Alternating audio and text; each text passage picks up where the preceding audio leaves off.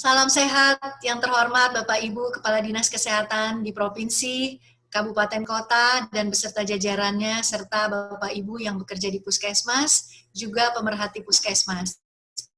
Saya Saraswati, Direktur Pelayanan Kesehatan Primer, akan menjelaskan tentang Peraturan Menteri Kesehatan nomor 43 tahun 2019 tentang Puskesmas.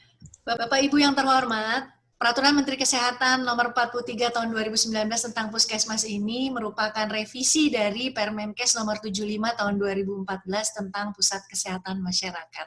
Kenapa perlu dilakukan revisi? Karena menyesuaikan dengan beberapa peraturan yang harus diakomodir dalam perubahan-perubahannya.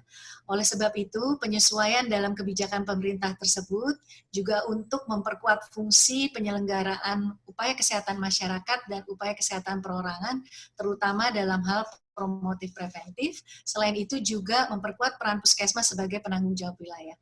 Beberapa harmonisasi yang sudah dilakukan dengan beberapa regulasi tentunya sudah diakomodir di dalam Permenkes 43 tahun 2019 ini. Antara lain, PP 2 tahun 2018 tentang standar pelayanan minimal, kemudian juga dengan PP 18 2016 tentang perangkat daerah, dan di tahun 2017 kita juga sudah mengeluarkan Inpres 2 tentang Germas, Instruksi Presiden, dan yang terpenting adalah Peraturan Menteri Kesehatan 39 tahun 2016 tentang pedoman penyelenggaraan program Indonesia Sehat dengan pendekatan keluarga.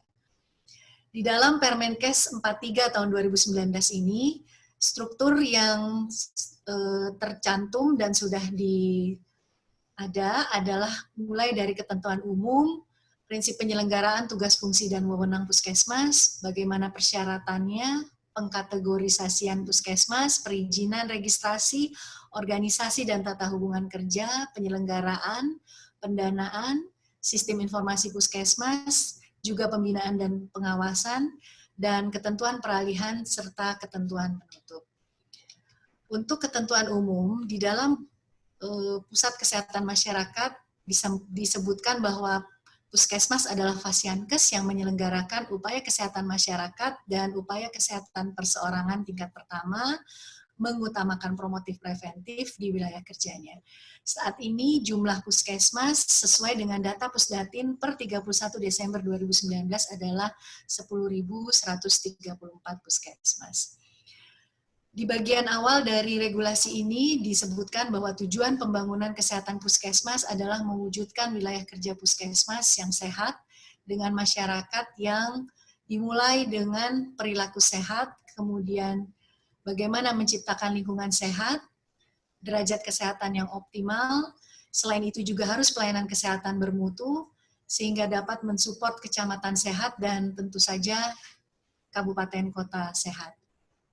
Prinsip penyelenggaraan tugas, fungsi, dan wewenang puskesmas juga diatur, dan beberapa yang dilakukan penyesuaian adalah dengan adanya Permenkes 39 tentang program Indonesia Sehat dengan pendekatan keluarga.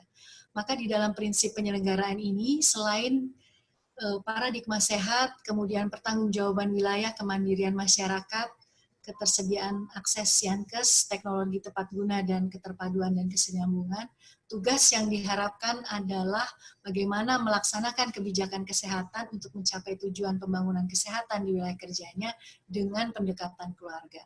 Tentu saja, fungsi UKM-UKP ini juga kita memperhatikan bahwa puskesmas pun menjadi tempat wahana pendidikan, wahana internship, dan jejaring rumah sakit pendidikan. Ibu-bapak sekalian, tambahan wewenang puskesmas yang ada di dalam Permenkes 39 tahun Permenkes 43 tahun 2019 ini adalah melaksanakan perencanaan kebutuhan dan peningkatan kompetensi SDM. Jadi di dalam upaya kesehatan masyarakat, puskesmas harus mampu melaksanakan perencanaan kebutuhan dan peningkatan kompetensi SDM, memberikan pelayanan kesehatan yang berorientasi pada keluarga, kelompok, dan masyarakat, dengan mempertimbangkan faktor biopsikososial, budaya, dan spiritual. Selain itu juga melaksanakan kegiatan pendekatan keluarga dan melakukan kolaborasi dengan FKTP dan rumah sakit di wilayah kerjanya. Di dalam upaya kesehatan perorangannya, tambahan dari wewenang puskesmas ini tentu menyelenggarakan pelayanan kesehatan secara holistik yang mengintegrasikan faktor biopsikososbud dengan membina hubungan dokter pasien yang erat dan setara, kemudian juga melaksanakan perencanaan kebutuhan dan peningkatan kompetensi SDM, dan yang terpenting adalah melakukan koordinasi dan kolaborasi dengan Fasiankes di wilayah kerjanya. Kewenangan lain tentu saja membina FKTP di wilayah kerja Puskesmas. Apa saja persyaratan Puskesmas yang ada di dalam Permenkes 43 2019 ini? Puskesmas harus didirikan pada setiap kecamatan. Pada satu kecamatan dapat didirikan lebih dari satu puskesmas, tentu dengan pertimbangan kebutuhan pelayanan, jumlah penduduk, dan aksesibilitas. Puskesmas harus memenuhi persyaratan lokasi, bangunan, prasarana, peralatan, ketenagaan, kefarmasian, dan juga laboratorium klinik. Persyaratan puskesmas dari sisi sarana dan prasarana, bangunan harus dilakukan pemeliharaan, perawatan, dan pemeriksaan secara berkala agar tetap layak fungsi. Ini hal ini yang kadang tidak diperhatikan dengan baik oleh kawan-kawan puskesmas maupun Bapak Ibu dari Dinas Kesehatan Provinsi dan Kabupaten Kota. Selain itu, juga penting memperhatikan lokasi geografis, kemudian aksesibilitas jalur transportasi, kontur tanah, fasilitas parkir, fasilitas keamanan, ketersediaan utilitas publik, sampai kepada tidak ada di daerah dengan tegangan tinggi atau ada pengelolaan cashlink yang tidak memadai. Bangunan sendiri harus memenuhi persyaratan administratif, keselamatan, dan kesehatan kerja, serta teknis bangunan. Bangunan juga harus bersifat permanen, terpisah dengan bangunan lain, dan memperhatikan fungsi keamanan, kenyamanan, perlindungan, keselamatan, dan kesehatan, serta disiapkan rumah dinas tenaga kesehatan dan bangunan lainnya sesuai kebutuhan dengan mempertimbangkan aksesibilitas tenaga kesehatan dalam memberikan pelayanan. Untuk ruangan-ruangan yang ada di dalam puskesmas juga dilakukan beberapa penyesuaian di dalam Permenkes ini terkait dengan jumlah dan jenis yang tentunya harus ditentukan melalui analisis kebutuhan ruang berdasarkan pelayanan yang diselenggarakan dan ketersediaan sumber daya. Secara garis besar, ruangan-ruangan terbagi menjadi ruang perkantoran, ruang kantor, ruang pelayanan, dan ruang penunjang. Ruang kantor ada sedikitnya ruang administrasi, kurang-kurangnya ada ruangan administrasi, ruangan kantor untuk karyawan, ruang kepala puskesmas, dan ruang rapat untuk melakukan diskusi atau untuk kebutuhan kegiatan-kegiatan lain. Sedangkan ruang pelayanan ada ruang pendaftaran, pemeriksaan umum, tindakan dan gawat darurat, KI, AKB, imunisasi, pemeriksaan khusus, kesehatan gigi dan mulut, farmasi, persalinan, dan sampai kepada ruang rawat pasca persalinan. Untuk rawat inap, untuk puskesmas dengan ruang rawat inap ini dibuat dua ruang terpisah, yaitu ruang kesehatan ibu dan KB dan ruang kesehatan anak dan imunisasi. Untuk ruangan yang ada ruang rawat inap, ini hanya untuk puskesmas dengan rawat inap. Untuk fasilitas penunjang, disiapkan ruang penunjang berupa ruang tunggu, kemudian ada ruang untuk ASI, sterilisasi, cuci linen, penyelenggaraan makanan, dan gudang, serta kamar untuk kamar mandi dan WC buat laki-laki dan perempuan dibuat terpisah. Dan ruang dinas nakes, serta parkir kendaraan roda 2 dan 4, serta garasi untuk ambulans dan pusling. Untuk puskesmas dengan rawat inap, disiapkan ruang jaga petugas. Untuk persyaratannya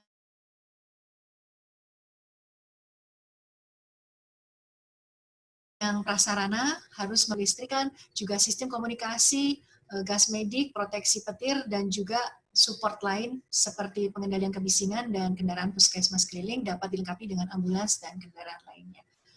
Seperti halnya dengan sarana, maka bangunan dan prasarana ini juga harus dilakukan pemeliharaan secara berkala agar tetap layak fungsi. Termasuk juga untuk peralatan yang ada di puskesmas, jumlah dan jenis sesuai kebutuhan pelayanan, dapat diubah sesuai dengan perkembangan, dan dapat menyesuaikan dengan alat lain yang fungsinya sama pada kondisi infrastruktur yang belum memadai. Kelengkapan izin edar untuk peralatan juga sesuai dengan ketentuan peraturan perundangan. Untuk peralatan juga harus mengacu kepada standar mutu, keamanan, dan keselamatan, serta dilakukan pengujian dan dikalibrasi secara berkala. Bapak Ibu sekalian, untuk sistem air bersih diharapkan persyaratan yang sudah dicantumkan di dalam Permenkes 43 ini adalah memenuhi persyaratan kualitas air bersih dan tersedia dalam jumlah cukup. Sedangkan untuk sistem pengolahan limbah cair medis dan non-medis, juga harus tersedia sistem pengolahan air limbah yang sesuai persyaratan dan ketentuan peraturan. Termasuk juga untuk sistem pengolahan limbah padat medis dan non-medis, sistem penyaluran air hujan harus tersambung dengan drainase luar gedung, yang terhubung dengan drainase wilayah, dan sistem higiene puskesmas, tersedia fasilitas hand hygiene, baik yang berupa wastafel atau hand rubs di setiap ruang pelayanan. Hal ini untuk memastikan bahwa semua persyaratan mensupport sistem air bersih, sanitasi, dan higien. Untuk jenis tenaga kerja puskesmas di dalam Permenkes 43 2019 ini, maka persyaratannya adalah ketenagaan dokter dan dokter gigi serta DLP bertugas memberikan pelayanan di wilayah kerjanya harus memiliki kewenangan yang diperoleh melalui kredensial. Ketenagaan lain yang ada di puskesmas sesuai Permenkes ini adalah perawat bidan, kemudian tenaga promosi kesehatan dan ilmu perilaku, tenaga sanitasi lingkungan dan nutrisionis, tenaga apoteker, dan ahli teknologi laboratorium, serta tenaga non-kesehatan yang akan mendukung kegiatan ketatausahaan, administrasi keuangan, sistem informasi, dan kegiatan operasional lain. Puskesmas dapat menambah jenis tenaga kesehatan yang sesuai dengan kebutuhan, meliputi terapis gigi dan mulut, epidemiolog kesehatan, entomolog, rekam medis, dan informasi kesehatan, serta nakes lain yang memang sesuai dengan kebutuhan. Untuk tenaga promkes dan ilmu perilaku, kesehatan lingkungan, dan nutrisionis ini lebih mensupport kepada fungsi yang ditekankan ke arah promotif dan preventif yang berbeda dari Permenkes 75 tahun 2014 tentang ketenagaan. Ibu-bapak sekalian, untuk kondisi minimal yang diharapkan agar puskesmas dapat terselenggara dengan baik, maka sudah dilakukan pemilahan untuk ketenagaan ini di puskesmas kawasan perkotaan, puskesmas pedesaan, baik yang non-rawat inap dan rawat inap, dan puskesmas kawasan terpencil dan sangat terpencil. Tentunya ini merupakan kondisi minimal yang diharapkan dapat terselenggara dengan baik, dan kebutuhan ideal tenaga di puskesmas tentu harus dihitung melalui analisis beban kerja.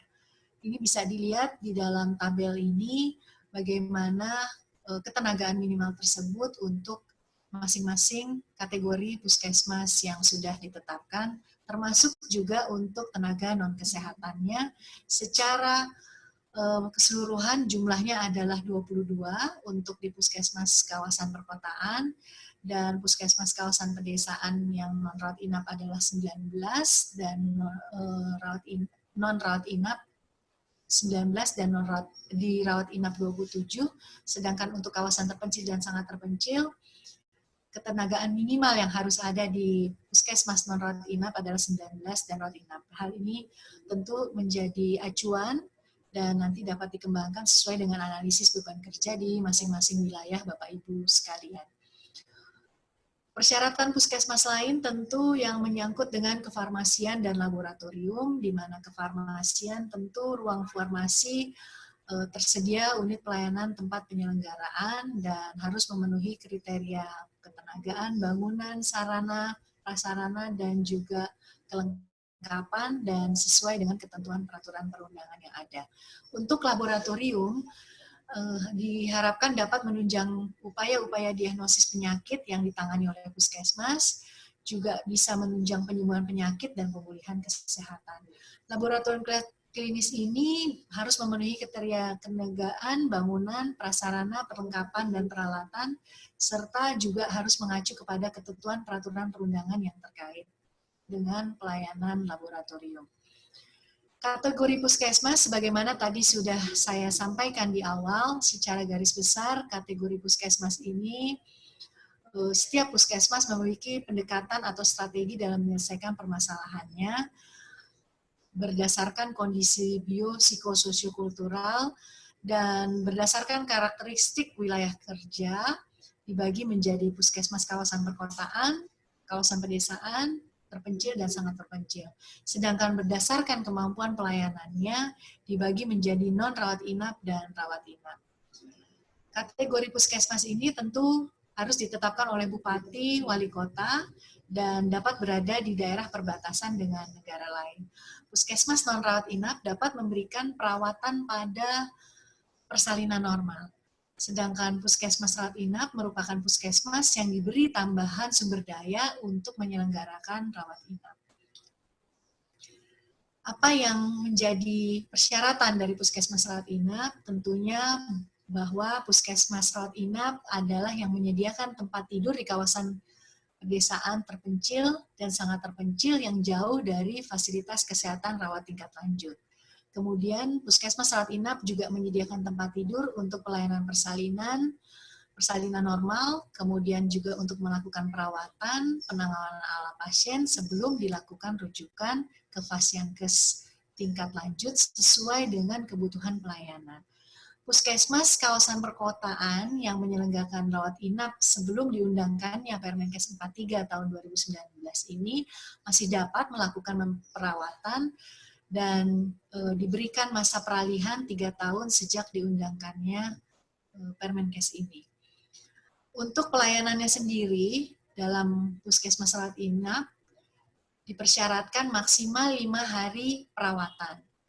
Dan waktu pelayanan rawat inap adalah 24 jam selama 7 hari. Dan untuk kepala daerah dapat menetapkan jam operasional puskesmas. Jumlah tempat tidur paling banyak adalah 10.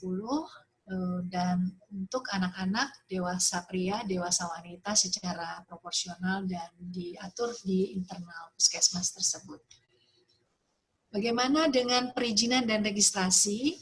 Izin operasional puskesmas tentu diberikan oleh Pemda Kabupaten Kota setelah memenuhi persyaratan. Persyaratan ketenagaan dan peralatan untuk izin operasional pertama kali puskesmas didirikan adalah harus mencakup persyaratan ketenagaan, memenuhi ketenagaan dokter dan atau DLP, serta 75% dari dokter gigi dan jenis tenaga kesehatan lainnya, dan juga dilengkapi dengan tenaga non-kesehatan. Persyaratan peralatan telah terpenuhi paling sedikit 60%, dan masa berlaku 5 tahun dapat diperpanjang selama masih memenuhi persyaratan. Sedangkan untuk perpanjangan izin operasional harus memenuhi persyaratan ketenagaan dan peralatan sesuai dengan Permenkes 43 2019 ini. Kelengkapan dokumennya adalah fotokopi sertifikat tanah atau bukti lain kepemilikan tanah yang syah, kajian kelayakan, dokumen pengelolaan lingkungan, persyaratan lain sesuai peraturan daerah, dan untuk perpanjangan izin ini harus dilengkapi dengan fotokopi SK Bupati Wali Kota terkait, terutama untuk kategori puskesmas dan profil puskesmas. Puskesmas yang direlokasi atau berubah nama, alamat, dan kategori puskesmas juga harus dilakukan perubahan izin operasional. Registrasi puskesmas dilakukan untuk memperoleh kode puskesmas yang diberikan oleh Menteri Kesehatan. Dilengkapi dengan dokumen-dokumen berupa fotokopi izin operasional dan surat rekomendasi dari Kadinkes Provinsi, serta hasil pengisian formulir verifikasi dan penilaian kelayakan registrasi. Puskesmas yang direlokasi atau berubah nama, alamat, dan kategori puskesmas juga harus dilakukan pemutakhiran data, ya, terutama karena ini akan link dengan data pusat data dan informasi Kementerian Kesehatan, sehingga puskesmas yang direlokasi tersebut tentu harus segera dilaporkan kepada kami di Kementerian Kesehatan. Termasuk juga puskesmas yang tidak berfungsi lagi sebagai puskesmas. Ini juga harus dilaporkan karena akan dilakukan pencabutan kode puskesmas tersebut. Bapak Ibu sekalian, ini adalah format keputusan Bupati Wali Kota sebagai contoh dan tentang izin operasional puskesmas. Format contohnya tentu saja di masing-masing wilayah kabupaten kota ada format yang berlaku, namun sekurang-kurangnya keputusan Bupati atau Wali Kota tentang izin operasional puskesmas itu memuat nama dan alamat puskesmas, kemudian kategori puskesmas berdasarkan karakteristik wilayah dan kemampuan pelayanannya, serta masa berlaku izin operasional. Nah, ini mudah-mudahan menjadi perhatian dalam hal mengeluarkan keputusan Bupati dan Wali Kota tentang izin operasional puskesmas. Dan ini adalah beberapa contoh dari dokumen registrasi puskesmas yang dapat dijadikan acuan Bapak Ibu di Dinas Kesehatan Provinsi maupun Kabupaten Kota. Untuk organisasi dan tata hubungan kerja, Puskesmas merupakan unit organisasi yang bersifat fungsional dan unit layanan yang bekerja secara profesional. Puskesmas berkedudukan sebagai unit pelaksana teknis yang berada di bawah dan bertanggung jawab kepada Kadinkes Kabupaten Kota sesuai dengan ketentuan peraturan perundangan. Kepala Puskesmas diangkat dan diberhentikan oleh Bupati atau Wali Kota, dan persyaratan lainnya adalah ASN, pendidikan minimal S1 atau D4, pernah menduduki jabatan fungsional nakes jenjang ahli pratama selama minimal 2 tahun, memiliki kemampuan manajemen di bidang kesehatan masyarakat, dan telah memiliki masa kerja di puskesmas minimal 2 tahun, dan juga telah mengikuti manajemen puskesmas. Hal ini sangat penting karena kepala puskesmas sebagai koordinator utama pelaksanaan kegiatan di puskesmas akan mengkoordinir wilayah kerjanya dan juga lintas sektor yang ada di wilayah kerja tersebut. Untuk kepala puskesmas diberikan tunjangan dan fasilitas sesuai ketentuan. Di dalam struktur organisasi puskesmas ini juga ada kepala tata usaha yang berpendidikan minimal D3, memahami administrasi keuangan dan sistem informasi kesehatan, dan ada penanggung jawab yang bertanggung jawab kepada puskesmas. Beberapa penanggung jawab tersebut adalah untuk puskesmas kawasan perkotaan dan pedesaan adalah penanggung jawab untuk UKM esensial dan perkesmas, untuk UKM pengembangan, dan ada penanggung jawab upaya kesehatan perorangan, kefarmasian, laboratorium, serta penanggung jawab jaringan pelayanan puskesmas dan jejaring, bangunan prasarana peralatan, dan yang terpenting juga adalah penanggung jawab mutu. Sedangkan untuk puskesmas kawasan terpencil dan sangat terpencil, ada penanggung jawab untuk UKM esensial, UKM pengembangan dan perkesmas, penanggung jawab UKP, kefarmasian dan laboratorium, jaringan pelayanan puskesmas dan jejaring, serta penanggung jawab mutu. Bagaimana dengan tata hubungan kerja? Dan kita tahu bahwa sebagai penanggung jawab wilayah, puskesmas harus memiliki tata hubungan kerja yang jelas dengan jaringan pelayanan puskesmas. Jejaring puskesmas dan lintas sektor terkait lainnya seperti terlihat dalam slide ini adalah bagaimana hubungan puskesmas dengan jaringan pelayanan puskesmas yang bersifat pembinaan dan rujukan UKP, kemudian juga hubungan puskesmas dengan UKBM yang bersifat pembinaan dan koordinasi. Selain itu juga hubungan puskesmas dengan fasilitas kesehatan tingkat primer lainnya bersifat pembinaan dan koordinasi, dan hubungan puskesmas dengan rumah sakit bersifat koordinasi dan rujukan UKP. Juga diatur tentang bagaimana hubungan puskesmas dengan fasienkes lain seperti laboratorium dan apotek yang juga bersifat pembinaan dan koordinasi.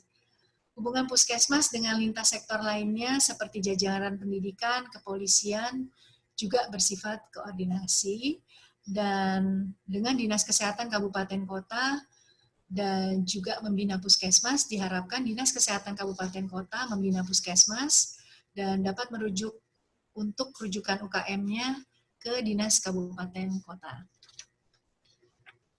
Penyelenggaraan dalam upaya kesehatan puskesmas, hal ini adalah yang diatur di dalam upaya kesehatan puskesmas, menyelenggarakan upaya kesehatan masyarakat dan upaya kesehatan perseorangan untuk pencapaian SPM Kabupaten Kota, program Indonesia Sehat, dan juga kinerja puskesmas dalam JKN.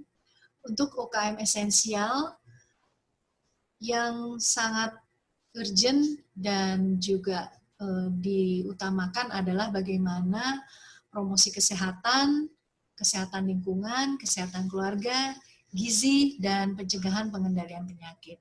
Sedangkan di dalam upaya kesehatan masyarakat yang bersifat pengembangan, diatur bagaimana puskesmas ini dapat mengeluarkan inovasi-inovasi, menyelenggarakan pelayanan-pelayanan yang bersifat inovatif, disesuaikan dengan prioritas masalah kesehatan, juga kekhususan wilayah kerja, dan potensi sumber daya yang tersedia.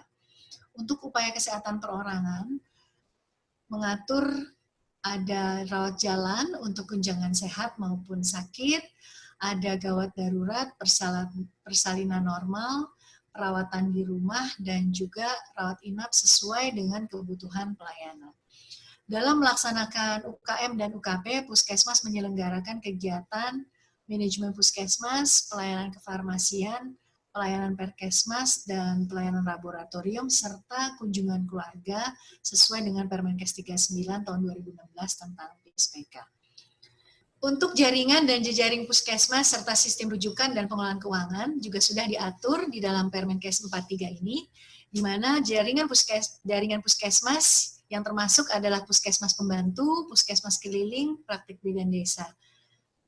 Untuk jejaring puskesmas, ada upaya kesehatan berbasis masyarakat, upaya kesehatan sekolah, klinik, rumah sakit, apotek, dan praktek mandiri nakes, serta pasienkes lainnya. Untuk jejaring puskesmas ini wajib melaporkan kegiatan dan hasil pelayanan kesehatannya kepada puskesmas, kecuali apotek dan laboratorium. Sistem rujukan mencakup rujukan UKM dan rujukan UKP yang harus dilaksanakan sesuai dengan standar dan ketentuan peraturan perundang-undangan. Untuk pengelolaan keuangan, pemerintah daerah kabupaten kota harus mendorong puskesmas untuk menerapkan pola pengelolaan keuangan BLUD agar fleksibilitas dalam pengelolaan keuangan ini bisa dilakukan oleh puskesmas, tentunya diselenggarakan sesuai dengan ketentuan peraturan perundang-undangan. Bagaimana dengan pendanaan? Pendanaan puskesmas dapat bersumber dari APBD, APBN, dan sumber lain yang sah dan tidak mengikat. Pendanaan ini diutamakan untuk menyelenggarakan UKM dan harus sesuai dengan ketentuan peraturan perundang-undangan. Sistem informasi puskesmas merupakan bagian dari sistem informasi kesehatan kabupaten kota yang harus diselenggarakan oleh setiap puskesmas, baik secara elektronik atau non-elektronik. Untuk sistem informasi puskesmas ini paling sedikit mencakup pencatatan pelaporan kegiatan puskesmas dan jaringannya, kemudian juga pencatatan dan pelaporan keuangan puskesmas dan jaringannya, survei lapangan, laporan lintas sektor, laporan jejaring puskesmas.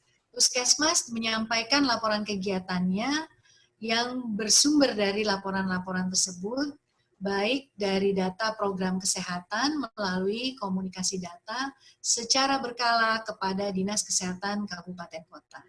Hal ini sangat penting karena untuk provinsi pun dan juga kami di pusat sangat mengacu kepada hasil laporan-laporan yang ada di puskesmas untuk perencanaan pada tahun-tahun berikutnya.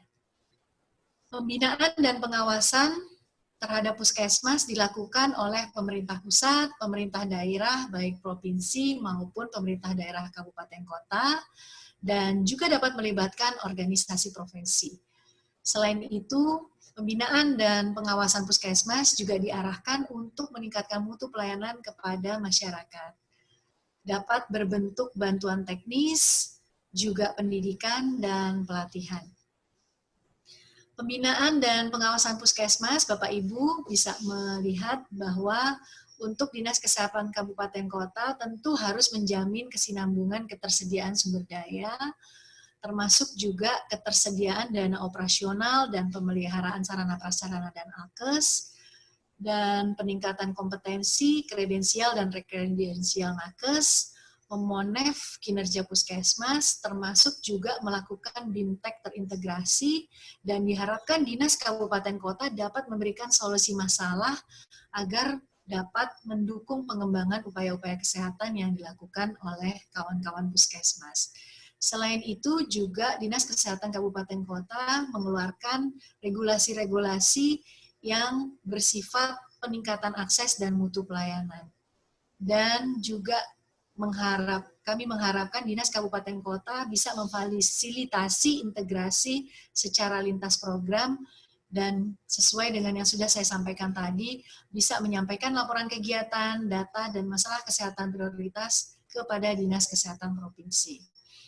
Sedangkan Bapak Ibu yang di Dinas Kesehatan Provinsi diharapkan dalam pembinaan dan pengawasan puskesmas ini sesuai dengan standar dan pedoman, kemudian juga bisa mengkoordinasikan dengan lintas sektor terkait di tingkat provinsi, termasuk mensosialisasikan dan mengadvokasi beberapa kebijakan-kebijakan yang ada di pemerintah daerah provinsi, kemudian juga memfasilitasi peningkatan kompetensi tenaga yang ada di Dinas Kesehatan Kabupaten Kota, memberikan bantuan teknis atas ketidakmampuan, dan mendukung penyelenggaraan pelaksanaan fungsi puskesmas, termasuk dalam mensupport penyampaian laporan kegiatan, baik berupa kegiatan program, kegiatan data, dan kegiatan dan terkait masalah-masalah kesehatan yang juga menjadi program prioritas pemerintah pusat.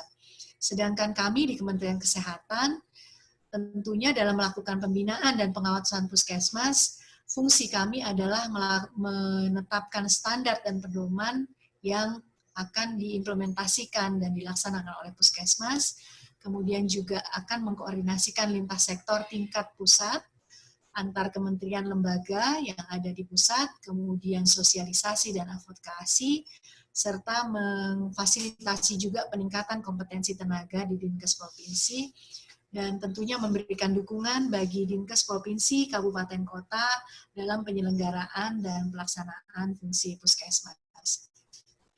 Bapak Ibu sekalian, di dalam ketentuan peralihan yang ada di Permenkes ini, izin penyelenggaraan puskesmas berdasarkan Permenkes 75/2014 dianggap sebagai izin operasional sesuai dengan ketentuan Permenkes. Puskesmas yang sudah memberikan pelayanan kesehatan tentu saja harus menyesuaikan dengan Permenkes ini paling lambat 3 tahun sejak Kemenkes ini diundangkan. Dan lokasi serta bangunan puskesmas yang sudah ada sebelum Permenkes ini diundangkan dinyatakan telah memenuhi persyaratan. Sebagai bagian dalam ketentuan penutup, pada saat Permenkes ini mulai berlaku, maka Permenkes 75/2014 tentang puskesmas dan juga Kepmenkes 1428 tentang pedoman penyelenggaraan kesehatan lingkungan puskesmas dicabut dan dinyatakan tidak berlaku. Baik, Ibu Bapak sekalian, terima kasih. Itu adalah beberapa penjelasan untuk Permenkes 43/2019 tentang puskesmas yang merupakan revisi dari Permenkes 75 tahun 2014. Terima kasih untuk support-nya dan kami sangat mengharapkan Bapak Ibu yang ada di Dinas Kesehatan Provinsi, Kabupaten Kota, dan juga kawan-kawan puskesmas mengacu pada Permenkes 14 ini. Dari penjelasan ini, saya sangat mengharapkan Bapak Ibu yang ada di Dinas Kesehatan Kabupaten Kota dapat segera memfasilitasi puskesmas untuk melaksanakan penyesuaian-penyesuaian sesuai dengan ketentuan Permenkes 43 tahun 2019. Sedangkan untuk Bapak Ibu yang ada di Dinas Kesehatan Provinsi dapat segera melakukan sosialisasi dan pembinaan kepada jajaran terkait. Salam sehat, sehat Indonesia, bersyukur.